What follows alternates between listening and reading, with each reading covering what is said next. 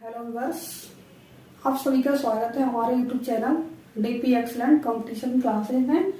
आज हम सभी लोग देखेंगे कि समूहवाचक संज्ञा चौथा देख रहे हैं, व्यक्तिवाचक, जातिवाचक, भाववाचक और समूहवाचक। आज चौथा देख रहे हैं समूहवाचक संज्ञा। तो आइए देखते हैं समूहवाचक संज्ञा क्या होता है। कह रहा है कि जिस शब्द से किसी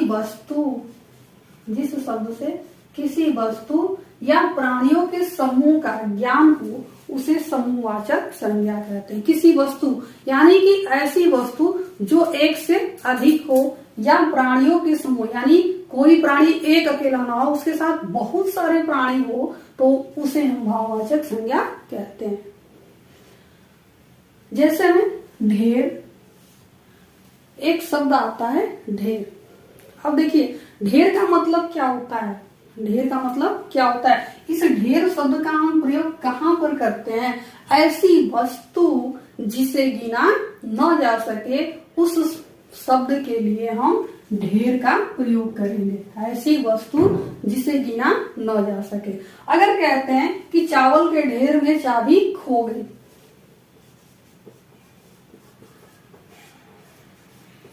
चावल के समूह में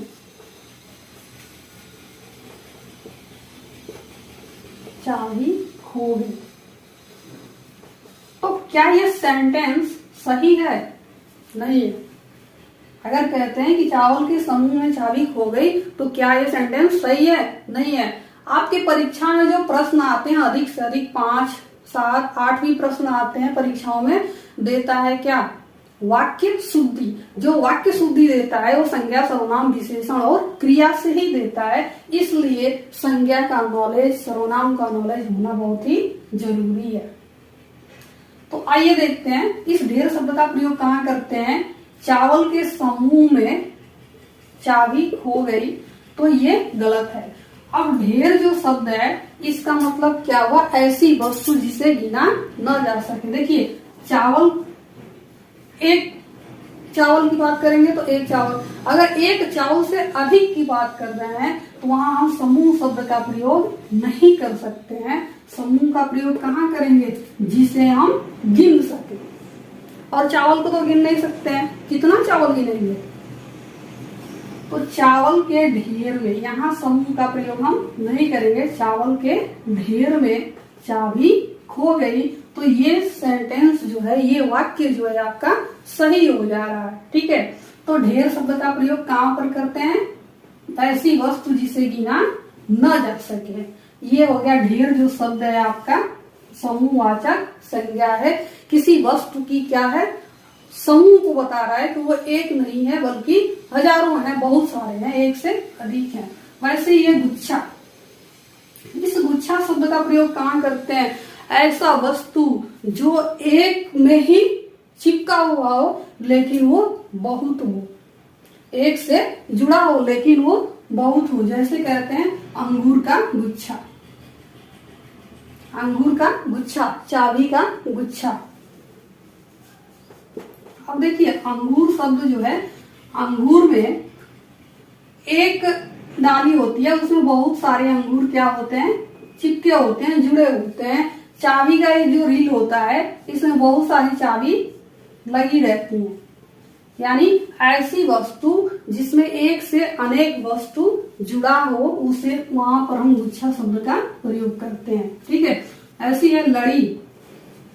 लड़ी जैसे माला लेते हैं, यहाँ पर माला जो शब्द है, इसमें ये एक धागा है, इसमें अनेक सारे जो है फूल एक लाइन से क्या होते हैं? लगे रहते हैं। इसी को हम क्या बोलते हैं? लड़ी कहते हैं। किसी भी चीज की लड़ी कह सकते हैं, यानी उसके बीच से बहुत सारे चीज उससे क्या होंगे? कांटेक्ट होंगे, जुड़े होंगे, यानी लंबी वस्तु होगी। ये देखिए ये अंगूर है, छोटा ही होगा, बहुत ज्यादा बड़े नहीं होंगे, लेकिन उसमें बहुत सारे चीज जुड़े होंगे। चाबी होगी, उसमें बहुत सारी चाबी जुड़ा होगा गुच्छा में। माला है, ये लंबा होगा लेकिन इसमें बहुत सारे चीज जुड़े होंगे। अब देखिए यहाँ श्रृंखला या कड़ी, ऐसी वस्तु जिसको लाइन टू लाइन एक लाइन में सजा करके रखा गया हो, जिसे हम गिन भी सकते हैं। जैसे हम पुस्तक कह सकते हैं, किताब कह सकते हैं, पेन भी कह सकते हैं, क्योंकि इसे हम गिन सकते हैं। श्रृंखला मतलब ऐसी वस्तु जिसे लाइन से सजा करके रखा जा सके। वैसे ही पुंज, पुंज मतलब तारा पुंज, तारों का भी पुंज हो सकता है। अब देखिए प्राणियों का समूह जो होता है, जैसे है जुलूस, जुलूस में एक से अधिक व्यक्ति होते हैं, यानी बहुत सारे व्यक्ति होते हैं। सेना है, सेना में भी बहुत सारे व्यक्ति होते हैं। मेला, मेला में भी अनगिनत लोग होते हैं। रैली में भी अनगिनत लोग होते हैं। ठीक है, कितना गिनेंगे, सभा में भी बहुत सारे लोग होते हैं। समिति, संघ, परिवार, परिवार में भी बहुत सारे लोग होते हैं। मंडली है, बाजार, दल, ये ऐसे शब्द हैं जिसमें 1, 2, 3, 4 से भी अधिक मतलब बहुत सारे लोग इकट्ठे रहते हैं। उस शब्द को हम कहते हैं समूहवाचक संज्ञा। अब देखेंगे हम द्रव्यवाचक। नंबर 5 है आपका द्रव्यवाचक संज्ञा। द्रव्यवाचक संज्ञा की परिभाषा है कि जिस शब्द से किसी ठोस या द्रव पदार्थ का ज्ञान होता है उसे द्रव्यवाचक संज्ञा कहते हैं। किसका ज्ञान होता है? या तो वो ठोस होगा या तो वो द्रव होगा। द्रव मतलब क्या होता है? तरल पदार्थ। और ठोस मतलब जिसका आयतन निर्धारित हो, और द्रव मतलब जिसका आयतन निर्धारित न हो, उसे बोलते हैं हम ठोस और द्रव। तो वही है द्रव्यवाचक संज्ञा। जिस शब्द से किसी ठोस या द्रव पदार्थ का ज्ञान होता है उसे द्रव्यवाचक संज्ञा कहते हैं। अब देखिए, ये ऐसे शब्द होते हैं जिसे द्रव्यवाचक संज्ञा की पहचान भी है कि जिसे नापा और तौला जा सके, जिसे नापा या तौला जा सके लेकिन गिना न जा सके, गिना न जा सके। नापा या तौला जा सके लेकिन गिना न जा सके। ठीक है, जैसे में देखते हैं धातु और खनिजों के नाम। ये स्पष्ट हो जाएगा आपका जब इसको हम एग्जाम्पल देखते हैं, तो ये चीज आपका स्पष्ट हो रहा है। यहाँ पे देखते हैं धातु और खनिजों के नाम। धातु में क्या है आपका? सोना। सोना क्या है? इसे तौला जाता है, सोना को तौला जाता है, गिना नहीं जाता है। हमने कहा ना कि इसे गिना ना जा सके। अगर गिना जाएगा तो वो आपका किस में आ जाएगा? समूहवाचक संज्ञा में आ जाएगा। जो इससे पहले हम पढ़े हैं कि अगर गिना जाएगा तो समूहवाचक संज्ञा में आ जाएगा। और जिसे नापा और तौला जा सके, यानी जिसके क्रय विक्रय की जो इकाई है वो या तो नापने की है या तो तौलने की है।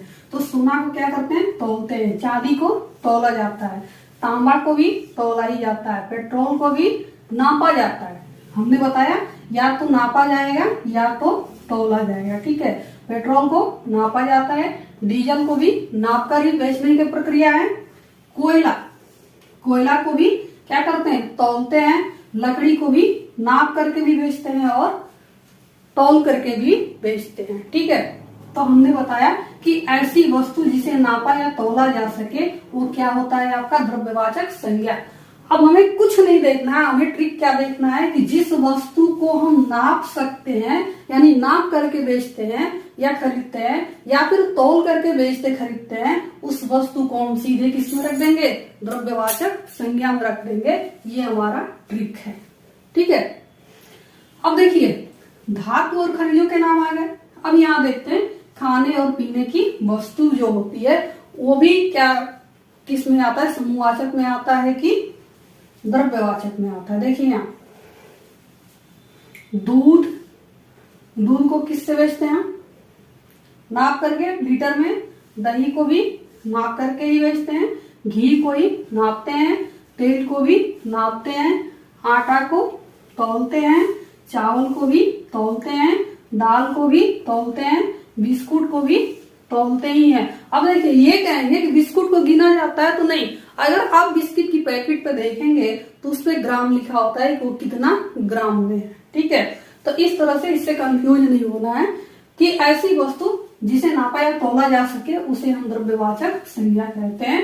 अब आगे हम देखेंगे, संज्ञा खत्म हो गए, आगे देखेंगे नेक्स्ट क्लास में। सर्वनाम।